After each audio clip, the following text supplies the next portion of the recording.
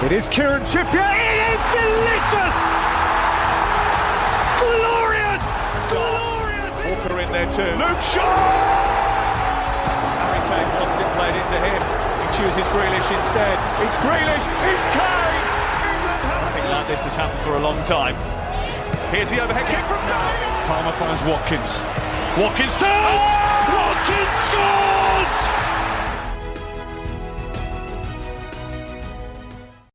Hello and welcome to the Gate 102 podcast. I hope I find you well. Thank you for tuning in to another episode, game number 56, I'm up to now. And in my last episode, I spoke about England's first game of Euro 2020, even though it was played in 2021. And that was against Croatia at Wembley. A fantastic start to the tournament, kicking it off with 3 points and a clean sheet against the previous World Cup finalists, so a very good start.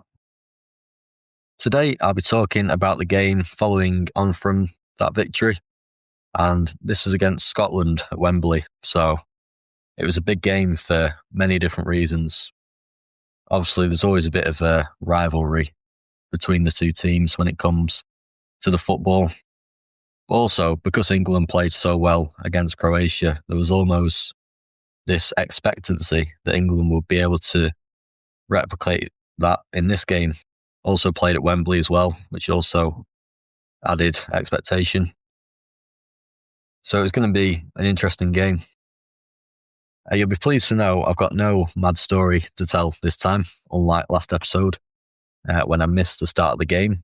You'll be pleased to know that I was actually watching the game in real time on this occasion. So nothing extraordinary this time.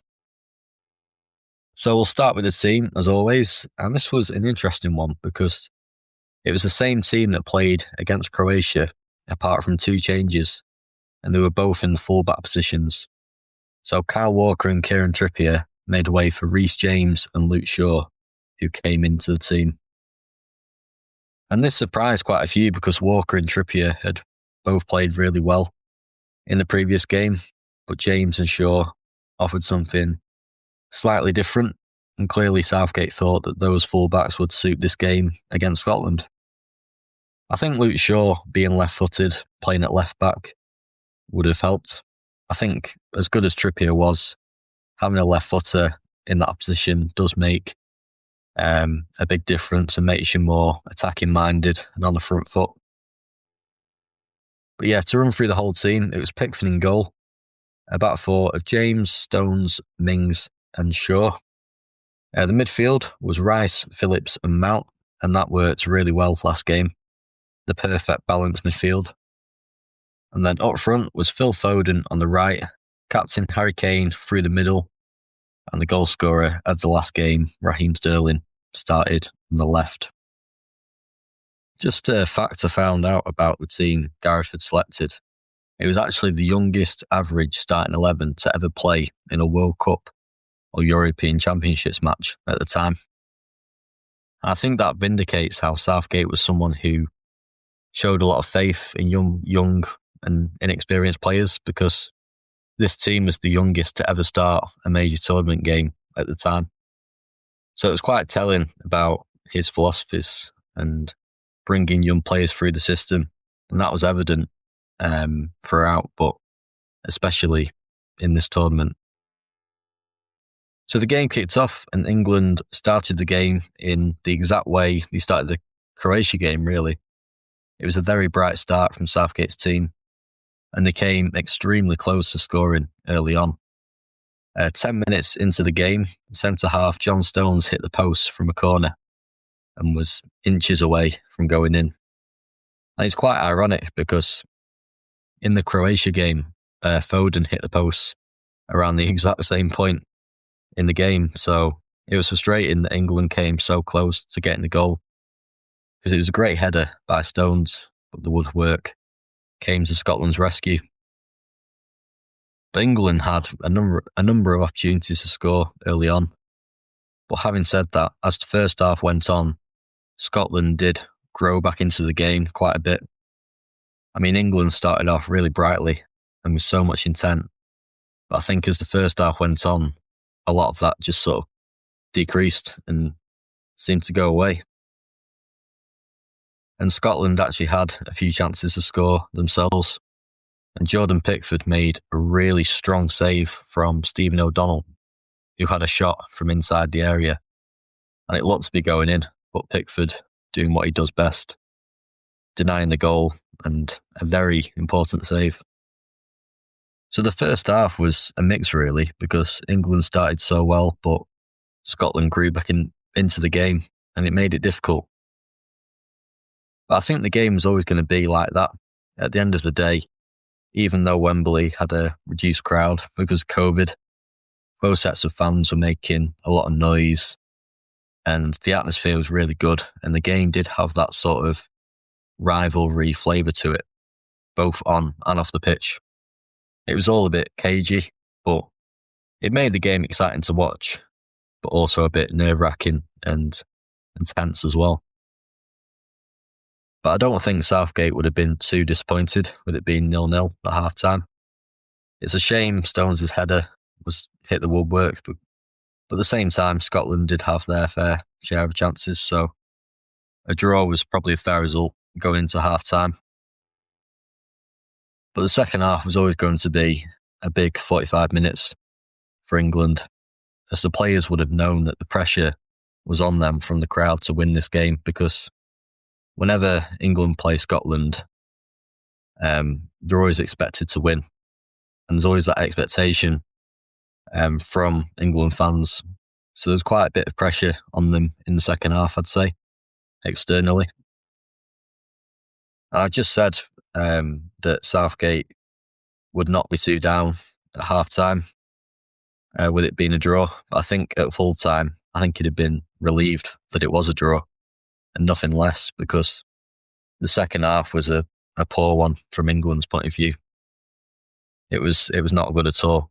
We just lacked that cohesion in the front of goal, and nothing was sticking up front, and it was a disappointing second half display. England's right back Reece James actually cleared one off the line with his head, going to England's rescue. And I mean, if he doesn't win that header, then it's a goal. It was going in. And if I'm honest, Scotland looked like the team who were going to score in the second half. I mean, don't get me wrong, England had one or two chances, and Mason Mount almost scored. There was a bit of a goal-mouth scramble at the end, but other than that, it was mainly Scotland who were on top. And the full-time whistle went, and a lot of England fans expressed their disappointment and booed Southgate and the team. Me personally, I never understand why you'd boo your own country in a tournament when you've just got 4 points from the opening 2 games. But I do understand that the performance was nowhere near good enough, but I did think the booing was a little bit extreme. However, again, maybe it's because the expectation on England was so high. Probably because it's Scotland, they're at Wembley, and because they played so well last game. When you beat Croatia and play so well, you're then expected to win the other games in the group, because they were the hardest team in the group on paper. So, yeah, and when you don't meet that expectation, it can mean that the fans and pundits get restless and frustrated. I mean, I think the performance was poor, and definitely the worst one of the tournament. And so did Southgate, as he expressed how he thought England were flat at the end of the game, and he was disappointed with the manner of the performance. But at the same time, it was still a point on the board, and it almost guaranteed qualification to the round of 16. So looking back, it was not a bad point, really. And it was another clean sheet as well, and credit to Pickford and the defence, because they made some really important contributions throughout the game. But yeah, it was frustrating, and it was one of those games where you just couldn't really see England scoring as the game went on. I mean, Southgate brought on Grealish and Rashford, and as good as those 2 players were at the time, he struggled to make a big impact. I think that's just because the game was going a certain way, and it felt like it was hard to get out of that. And yeah, just a frustrating 90 minutes, but a point on the board. And in tournament football, if you can't win a game, you've just got to make sure you don't lose. And that's what England did in this game. But one thing I do need to mention, it sort of happened after the game, but Billy Gilmour, who was a midfielder for Scotland and Chelsea at the time, now he was diagnosed with COVID after the game. And two Chelsea players for England, Mason Mount and Ben Chilwell, they went over to Gilmour at the end of the game and sort of shook hands with him, I think, maybe gave him a hug, I'm not sure. But because Gilmour was diagnosed with COVID the following day or 2 days after, it meant that Chilwell and Mount had to self-isolate because they'd come in contact with the player. Now, this was a strange one because, it's an open environment in a crowd of thousands of people inside Wembley. But because Chilwell and Mount shook hands with Gilmour, it meant that they had to self-isolate. So it was a little bit silly. And Southgate expressed his confusion with the decision. Because neither of those two players, Mount and Chilwell, neither of them expressed any symptoms of COVID, but they were forced to isolate. So it was a strange one. But this meant that for the next two games, Chilwell and Mount were both unavailable. Obviously, Chilwell wasn't really too much of a miss when you had Shaw and Trippier in that position. But Mason Mount was a really important player for England, so to lose him was going to be a big miss. But England did manage to cope without him, and I'll talk more about that in my next episode. That's England face Czech Republic at Wembley, and this was their third and final game of the group stage and a chance to claim that top spot of the group. So that's what's coming next week. So thank you so much for listening to today's episode. Always appreciated. And until next time, take care of yourselves, and I'll speak to you soon.